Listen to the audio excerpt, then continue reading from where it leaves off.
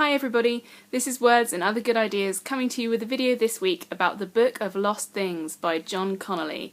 This story was published in 2006 and it's a bit of an anomaly for the author. He is typically known for crime and thriller novels, so this is really a different type of book for him, and it was a bit of a surprise when I read it. It's fantasy, it's a fairy tale adaptation, and it's a story that some people might say is more for children, which I don't think is true in any way, really, to be honest.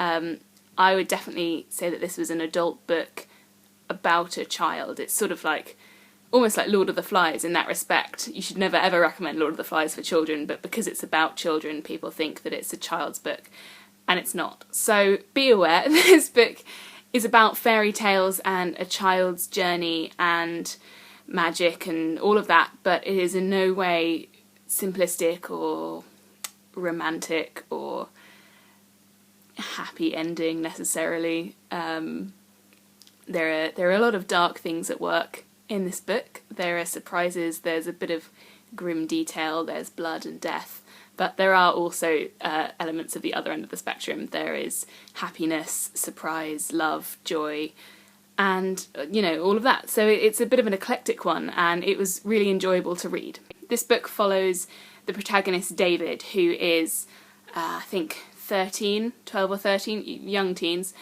and his mother in the beginning of the book is introduced as being very, very ill, and pretty early on she actually dies. And that's not a spoiler, that's very early on. And then the story follows David's unfolding life from there. It's set in wartime England, the start of World War II. David's father works for the government decoding German messages and helping to encrypt things on his own, so he's got a very important job, and David becomes more and more isolated with the loss of his mother and his father being so distant out of necessity because of the war, and then also moving on romantically and having a new child. And so David gets more and more lonely and more odd, shall we say.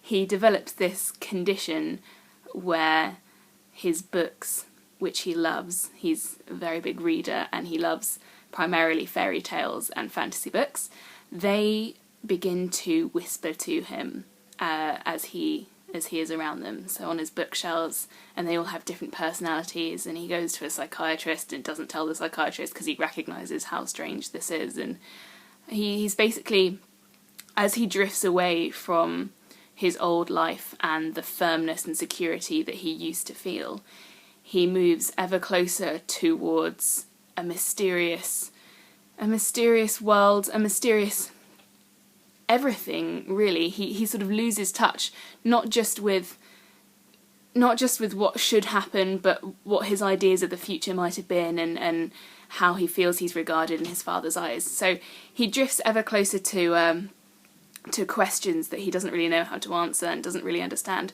and eventually he is sucked entirely into a different world.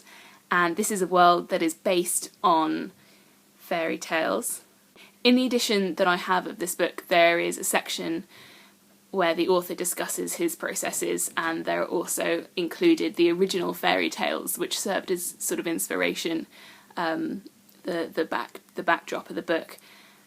So you can really see, with the edition that I have, you can really see how the book started and was developed. All the way through the majority, there are characters telling stories, and these stories are recognisable as mutations of fairy tales that you will be familiar with. There's Snow White, there's Sleeping Beauty, Beauty and the Beast, that type of thing.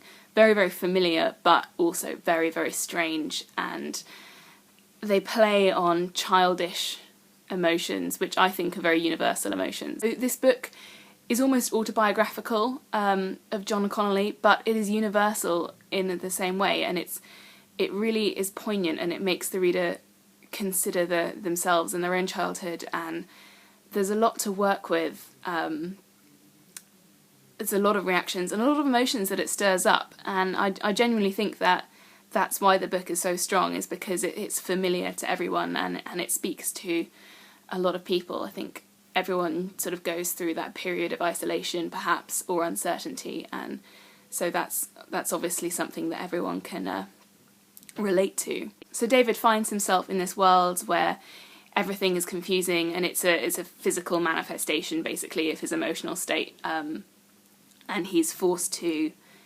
reconcile himself to his mother's death and to work through problems physically, which emotionally it's difficult to even register sometimes that there is a problem. He's landed in this world where there's a war raging between the king and upstart new power, and the king is a mysterious figure in the beginning, and he is the one who David thinks will help him get back home.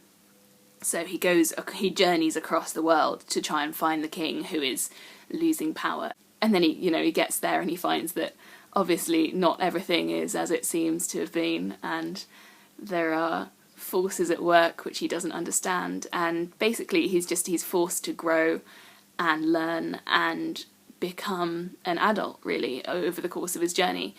And it's a charming story that cuts really deeply and hits quite hard, and for that reason I think it deserves quite a high rating. It's not that the writing style is particularly amazing, it's not that even that the story is so original, and it is original even though it's based on other stories that are very well established. It is an original story, don't get me wrong on that. It's the best thing I think about this book is the way that it would speak to you, its universality, its relatability, and the familiarity that you feel for David. Presumably, I mean, I'm basing this off my own reaction and off the reviews that I've seen of this book on YouTube when I was doing research for this video. So, I mean, message me, tell me if I'm wrong, if you really dislike this book, if it didn't speak to you at all. I'd love to hear from you. But overall, I'm going to give it, I think, a 6.5 out of 10.